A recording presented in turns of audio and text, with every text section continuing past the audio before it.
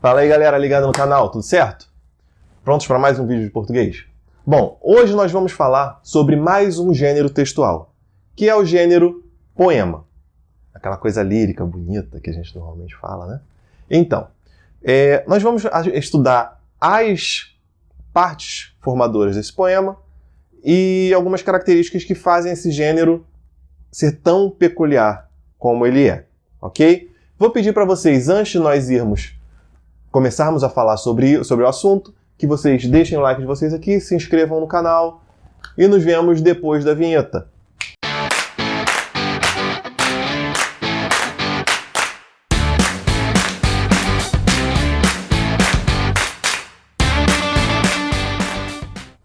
Estamos de volta para falar dos nossos queridos poemas, ok?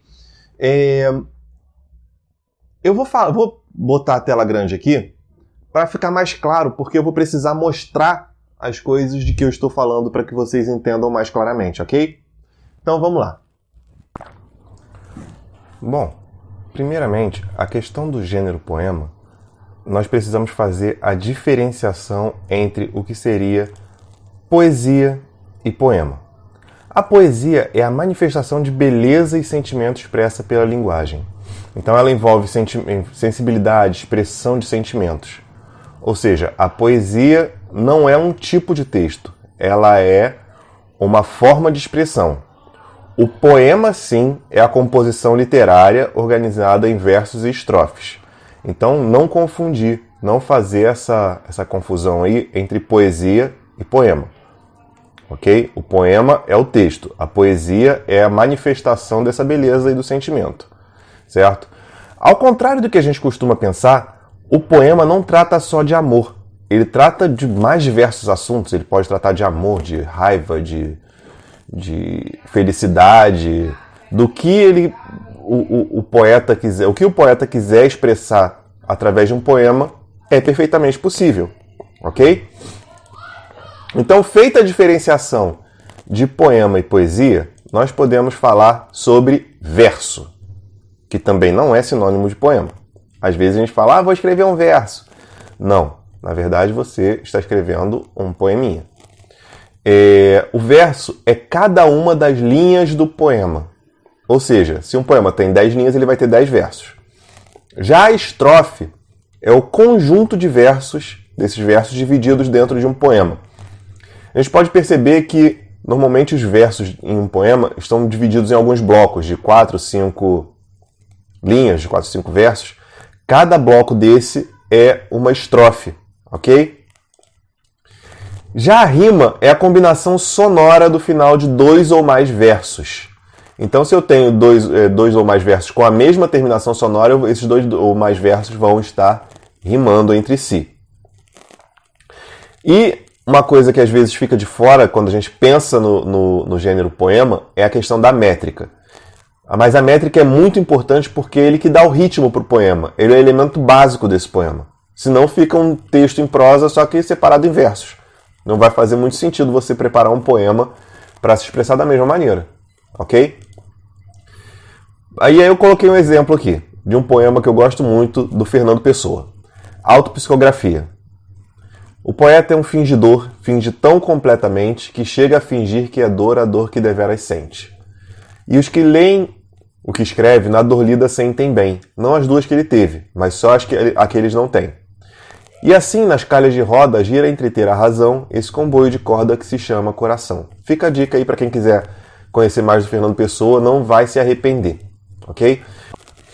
Ele é um poema que se divide é composto por 12 versos, ou seja, 12 linhas, e ele é composto por 1, 2, 3 estrofes, certo? Só para deixar bem claro para vocês aqui como que faz essa divisão, ok?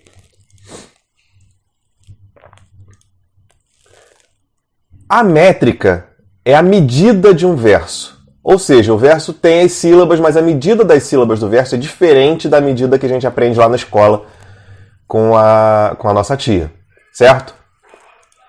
Vamos lá, eu tenho aqui: o poeta é um fingidor, finge tão completamente que chega a fingir que é dor a dor que deveras sente. A gente pode perceber aqui que tem algumas diferenças com relação à divisão silábica tradicional. Aqui, por exemplo.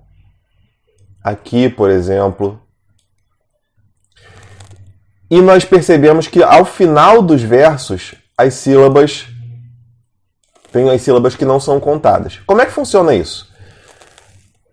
Quando eu leio esse primeiro verso, o poeta é um fingidor, eu não separo as sílabas das sílabas tá, é e um. Então ele fica, o poeta é um fingidor, transforma numa sílaba só. E a contagem das sílabas poéticas vai somente até a última sílaba tônica. Fingidor, dor é a sílaba tônica. Completamente, men é a sílaba tônica. Dor é a sílaba tônica. E deveras, sente, aqui é um N, tá? Problema de digitação. E é isso, ok? Certo? Então, esse poema é composto por versos de 7 sílabas. Você pode escolher qualquer verso para confirmar isso.